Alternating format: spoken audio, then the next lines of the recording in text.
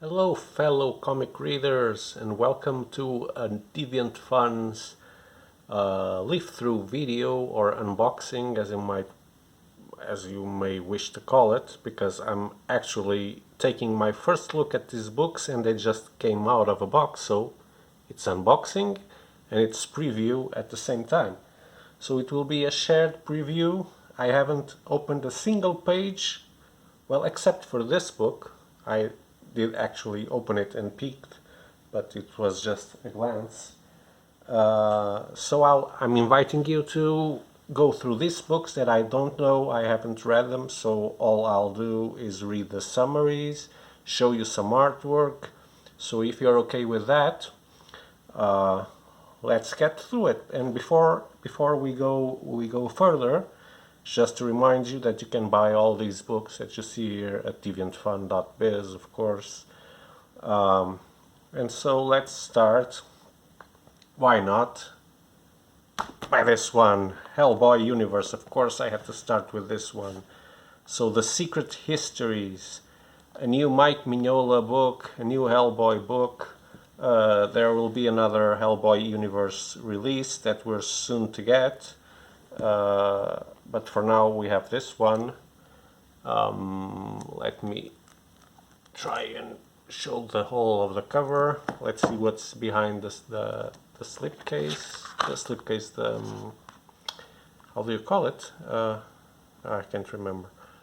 So just dark with sparkly letters. Sparkling, yeah, sparkling, it's for drinks.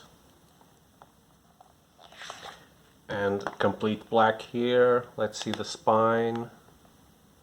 Okay.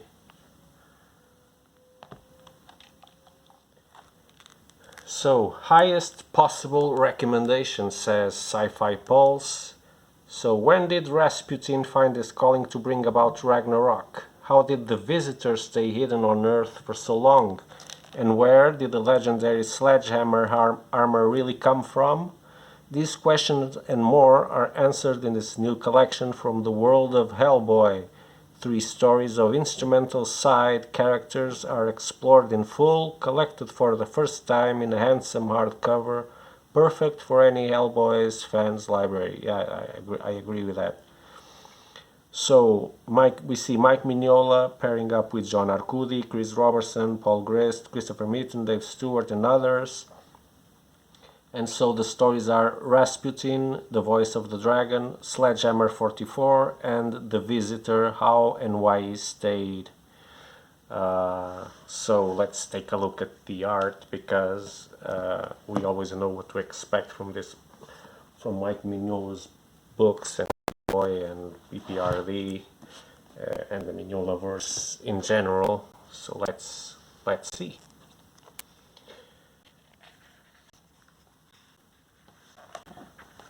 Okay, Hellboy Universe and the Secret Histories. We got a funny looking illustration here. So what's happening with these pages? They seem like they're glued.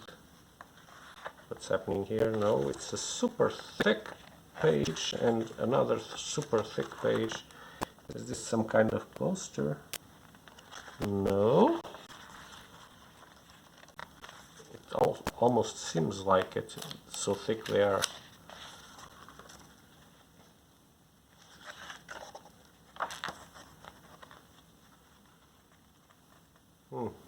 No, it has something here, they're just glued. Ah, great one, Rasputin, the voice of the dragon. And let's see what's hidden here. With the pressure, the leaves have just collapsed one against the other. I wanted to see what's in here, but can't separate it. Let's give it a rest. Maybe that one doesn't split up. So great looking image here. It starts well. Let's just take a quick peek, otherwise this video will never end because there are plenty of books to show.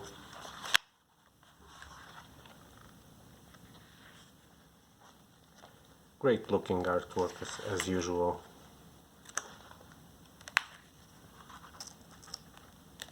So this is the first story with Rasputin. Let's skip a little bit through the middle. Okay, this might be the beginning of a new story, not sure. No, this is still Rasputin, chapter 4.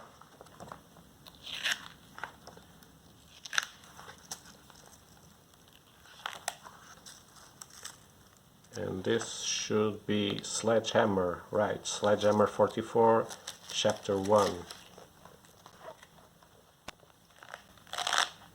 It really needs some stretching.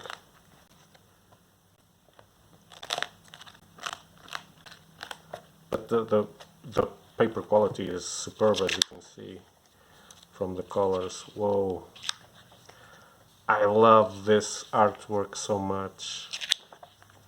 Jesus, look at this.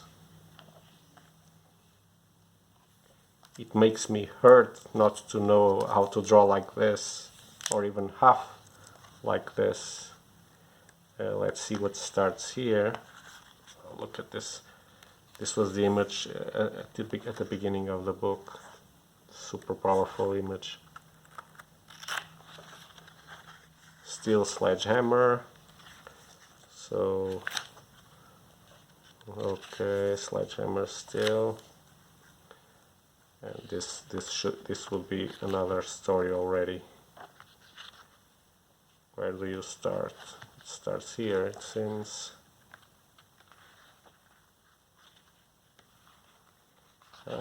This thing with the pages is annoying. Ah, damn you.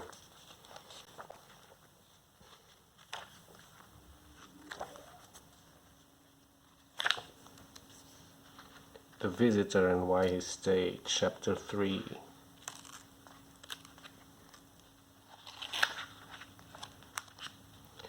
Okay, we've seen this one has a very different artwork. Very pure Mignola. Lots of extras here, character designs, unpainted stuff, logos. What a nice looking book, and I'm so excited to read this. Hellboy Universe, The Secret Histories. It just came out. I don't know if this has the month, but if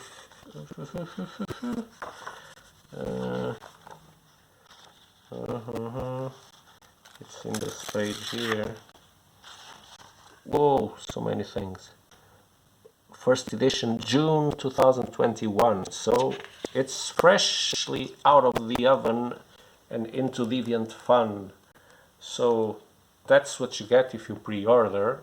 You have to pre-order more with us, because if you pre-order, you'll get the books as soon as they come out, especially if it's Marvel, Dark Horse, or DC. Those are guaranteed to. We are guaranteed to get those pretty fast as soon as they hit the market. Since this one was below, why not take a peek at Little Bird? This is the hardcover edition. There's also a softcover one. This is how the spine looks like. This is how the back looks like. And it says Little Bird Book 1, The Fight for Elder's Hope. Little Bird was born into war, and it's the only life she's ever known. When her village is destroyed and her mother kidnapped by the oppressive American Empire, she fights to reignite the resistance that once was and defeat the enemy, to save her country, to save her people, to discover her own identity in a world of fire.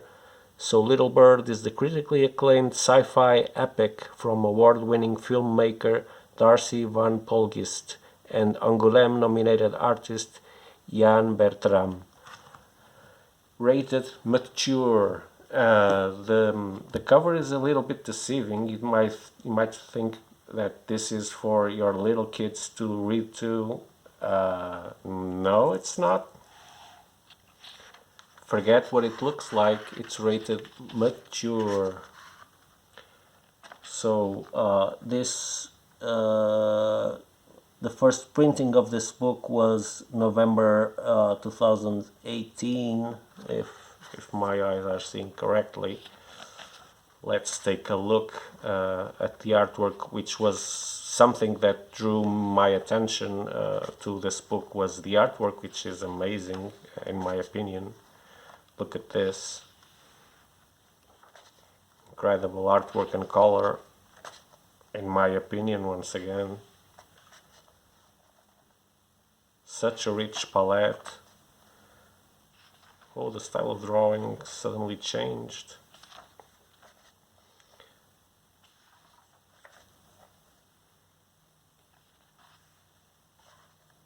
Yeah, it's got a very personal touch to it. It's not something that you see, oh, this was done by a Marvel artist, one of those standard guys that do everything looking the same. No, just look at this owl. There's such tenderness and care in that owl's picture.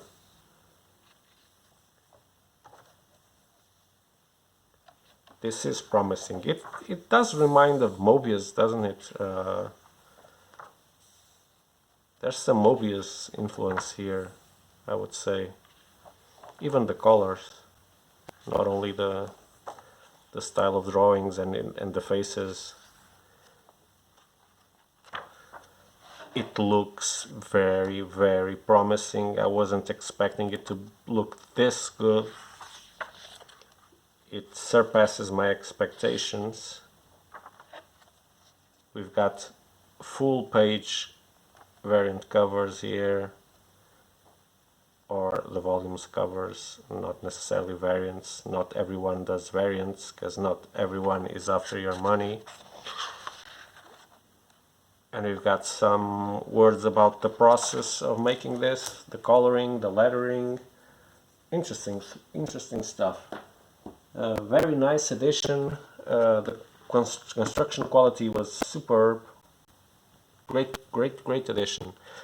So let's move on to Cullen Bunn, the most prolific writer in comics nowadays. If not number one, it will be close to that. So this is Death Follows. This is one of those books that the cover attracted me because I like horror. Yeah, and this screams for horror or mass murderers. So from the creator of Harrow County and The Sixth Gun, which you can also purchase at Deviant.fun, by the way, Birdie, her sister, their pregnant mother, and their frail father all live together on a struggling farm. When an itinerant farmhand comes to their aid, the children should be relieved. Instead, they find their lives spiraling into nightmare as the hired man regards Birdie's sister with menacing desire. To make matters much worse, wherever he goes, the dead grow restless. As the horror threatens to consume her home and her family, Birdie is haunted by a chilling warning. Some secrets are meant only for the dead.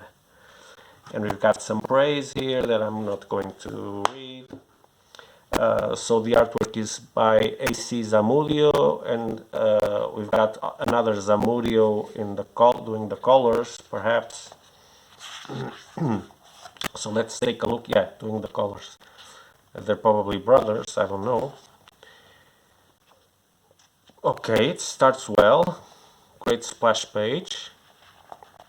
By the way, this is dated from 2014 to 2016. That's when the issues were out.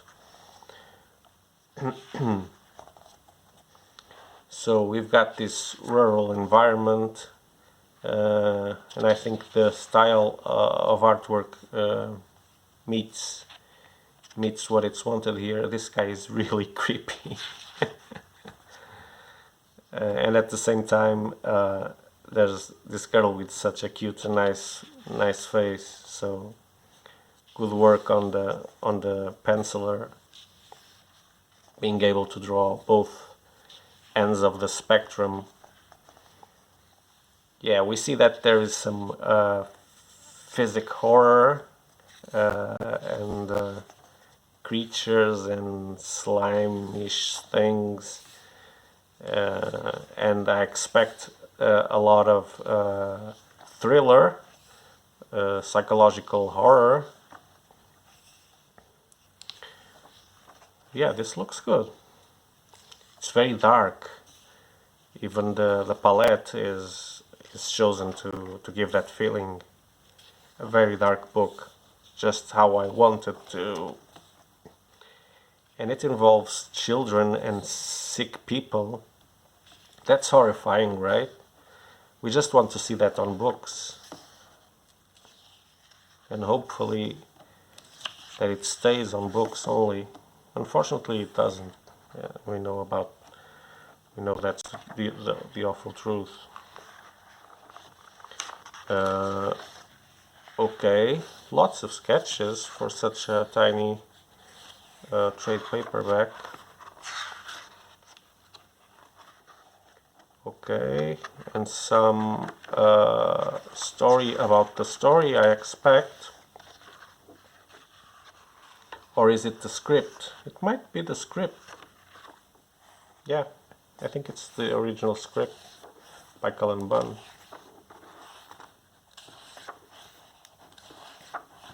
A lot of extras. Whoa, more and more and more, and it keeps coming. And here is Harrow County. If you haven't read that, be sure to do so, because it's really worth your time. Next one. This is something that until a few days ago I had no idea that it even existed. It was a friend, also a customer, that recommended it to me. So it's called Sapiens, a graphic history. So it's supposed to talk about the birth of humankind in pictures, like if it was for kids. Right? There's a novel with no pictures, and then there's this, let's call it graphic novels. Lots of praise here from Barack Obama, Natalie Portman, Sunday Times, Bill Gates, Financial Times. Well, you couldn't get more praise than that. This is the first volume of an epic, beautifully illustrated graphic history of humankind based on Yuval Noah Harari's international best-selling phenomenon. This is the story of how an insignificant ape became the ruler of planet Earth, capable of splitting the atom, flying to the moon, and manipulating the genetic code of life. With Yuval as your guide and accompanied by characters such as Prehistoric Bill, Dr. Fiction, and Detective Lopez, you are invited to take a ride on the wild side of history. Human evolution is reimagined as a reality TV show. The first encounter between sapiens and Neanderthals is explored through the masterpieces of modern art, and the extinction of the mammoths and saber-toothed tigers is retold as a whodunit film. Okay, that sounds funny and inspiring. I'm starting to understand why this is a bestseller. It's got some innovative ways of storytelling. So let's just take a look. Of course, it's not to expect superb artwork in a book like this, right? It's all about the content and the ideas. You see there's a lot to read, so if you're an action-packed adrenaline seeker, this is not for you. But as for me, I think I will love this book. Here's Prehistoric Bill. Yeah, it should be funny. I expect lots of humorous events here, and at the same time to be educational, sometimes even sarcastic.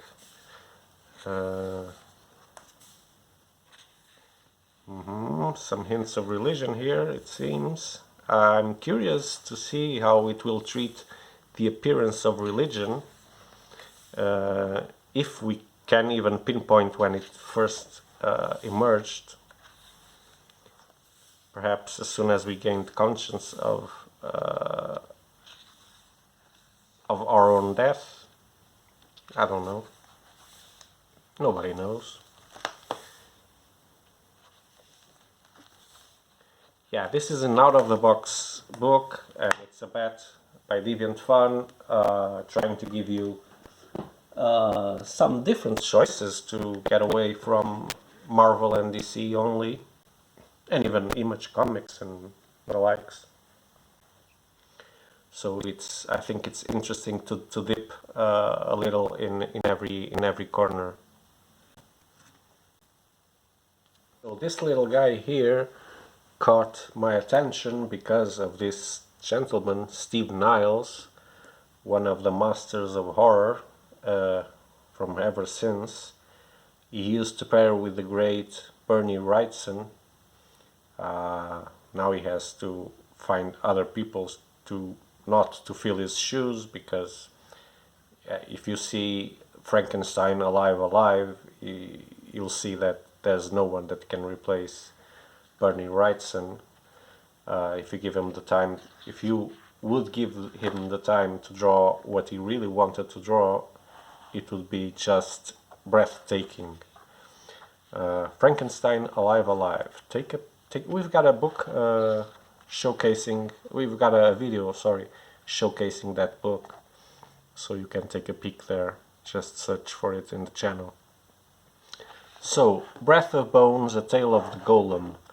A British plane crashes on the outskirts of a small Jewish town, drawing the attention of Nazi forces. To protect their homes and families, one man gives his life to create a creature of legend, the Golem. Following the orders of the man's grandson, the Golem fights for the town and becomes a friend no one expected. So we've got praise from IGN, Bloody Discussing, Multiversity Comics, Comic Book Resources, Comic Book Therapy, Read Comic Books, and we've got a 10 out of 10 of someone that the label with a price doesn't allow me to see. Comics Bulletin says that it's Eisner worthy, and IGN says that every page, every panel is stunning, and this is how comics should read. So let's see if it's true. Shall we? Like I said, it's a first time for me also. Love this. Love that. Oh, this really looks good, even without color. And I'm a sucker for color. Look at this.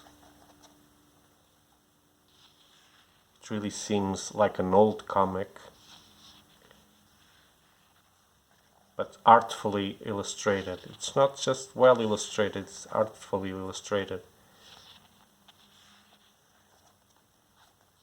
Oh, this is a gem.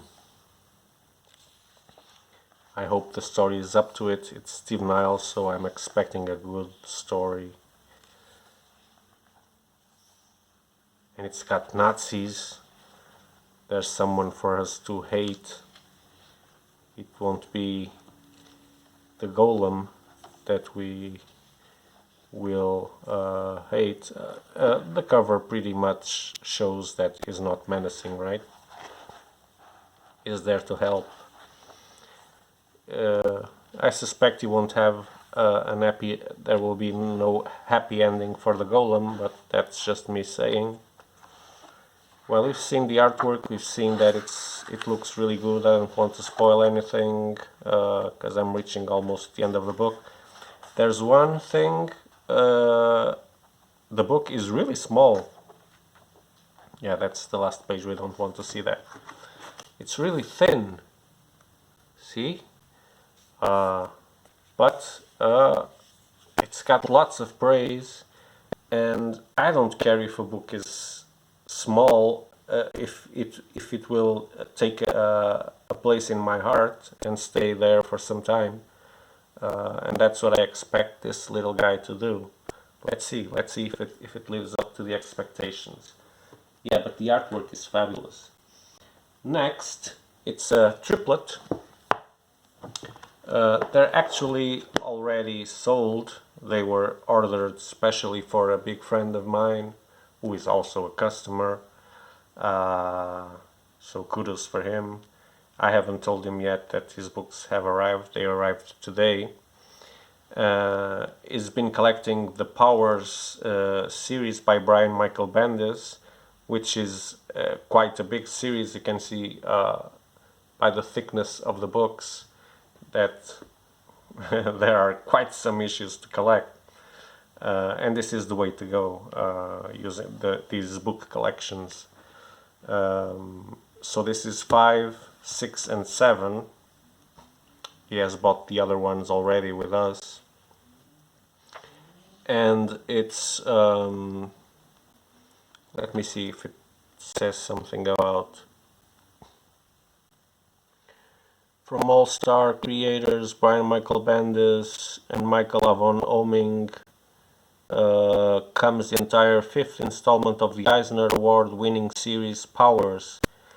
So in a world where superheroes soar through the sky, homicide detectives Christian Walker and Dina Pilgrim travel the dirty city streets below, doing their grueling work. Assigned to the special Powers cases, they face the worst the city has to offer. They have been homicide detectives and partners for years, but the secrets they've been keeping from each other have become too big and too dangerous to remain secret. One shall rise and one shall fall as their hidden powers come to a head. The world will be changed forever.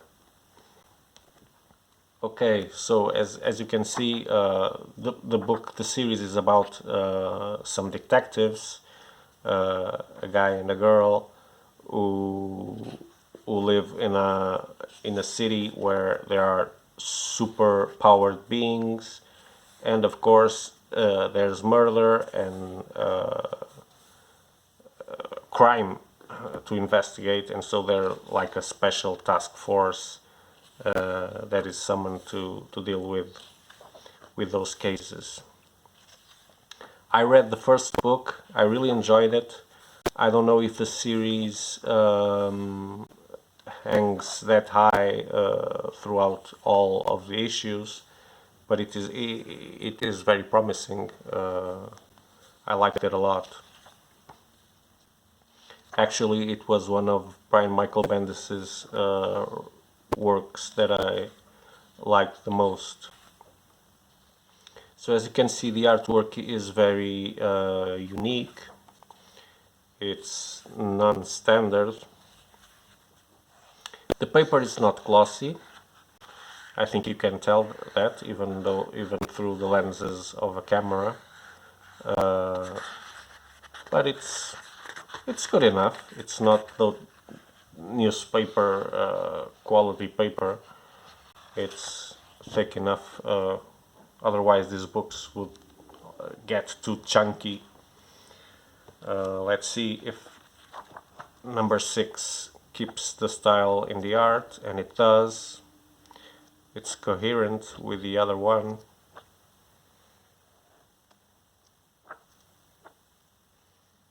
Yeah, but what I really liked in these books was not the artwork for itself, but the story.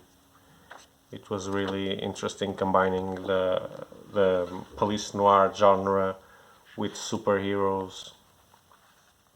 I think it turned out really great. Nice job by Brian Michael Bendis.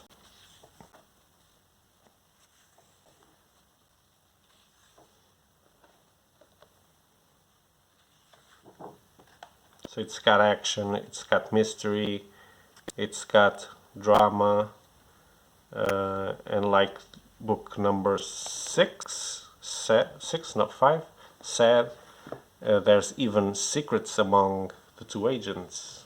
That will be interesting to find out what it is.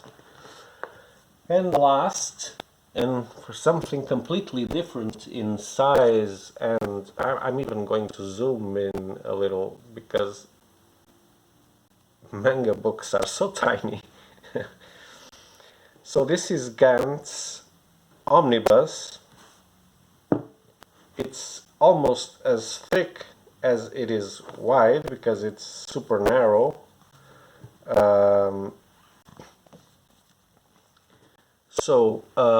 What is this about? For you that don't know the series, like I don't know. I just got very interested from what I saw and read about it. Former Tokyo schoolmates Ki and Masuro are struck dead by a speeding train, but a split second later they're alive, trapped in a room with other reanimated strangers and an ominous black sphere that soon flashes a dire message. All of your old lives are gone. I will decide how to use your new lives. The orb supplies them with high-tech weapons and places them in a strange, televised game to hunt a bizarre alien. But the team soon discover that the game is deadly serious and the dead can still die. So this manga is at its most extreme. It's intense, violent, erotically charged, selling over 15 million copies in Japan. Just in Japan, imagine that, 15 million copies. And spawning a hit anime series, a live-action feature film, and an army of fans. Now in value-priced omnibus editions, and miniaturized, it should say. Gantz returns with a vengeance. Gantz is the nastiest manga in the North American market, says ain't it cool news. So let's take a peek at the artwork. The story and the art is both by Hiroya Hoku. Maybe that's how it's pronounced. I might be lucky. So this was first published in 2000. That's it, 2000. Here's the erotic part of it. I like the artwork. It's traditional manga.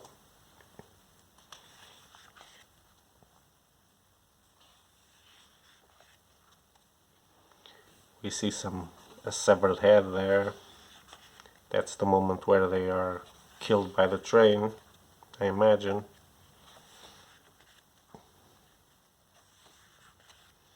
See, there's some nudity, explicit nudity,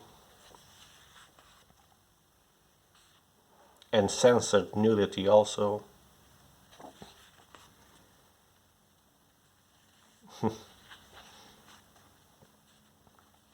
Yeah, it does seem to combine a lot of elements.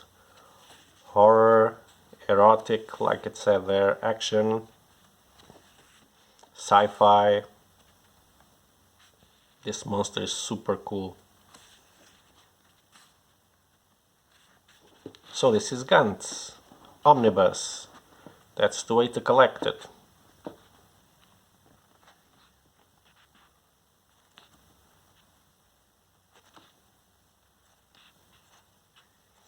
There's a lot to read here. The book is, like I said, small in size and proportions, but it's super thick.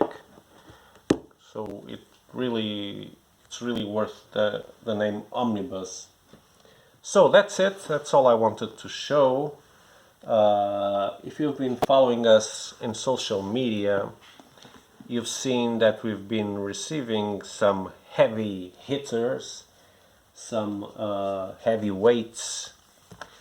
So we're reinforcing our omnibus offer. We're currently hinting on five omnibus that we haven't presented yet. We just got blurry pictures to see if you can find out which one they are. The first one is already revealed, but it's the back page, but it's not difficult to guess what it is. and I think you'll like the. I hope you like the choices we made. So that's it. Until the next video, please stay safe, stay well, stay healthy, have excellent reads, and pay us a visit at Deviant.fun.biz. Otherwise, just if you like just watching these videos, consider subscribing to the channel, hitting the bell for notifications, and you can follow us on Facebook and Instagram too, because we've got a heavy presence there. Forgot to reduce the zoom. Okay. So, that's it. Deviant Fun out in 3, 2, 1. Thanks for watching. Bye bye.